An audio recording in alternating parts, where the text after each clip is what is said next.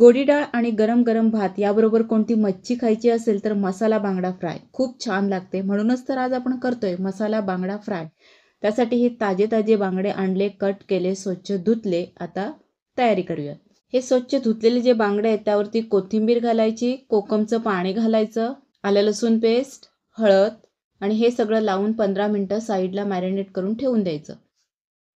हे आता बाजूला सरकवायचं. आता ह्या आवरणासाठी घेतले मी थोडासा रवा, त्यामध्ये कांदा लसूण मसाला घालायचा, आपला नेहमीचा मसाला घालायचा, मीठ घालायचं, सगळं मिक्स करायचं आणि त्या बांगड्यांना लावून घ्यायचं आणि नेहमीप्रमाणे हे बांगडे दोन्ही साईडनी फ्राय करून घ्यायचे. तयार झाले मसाला फ्राय बांगडे.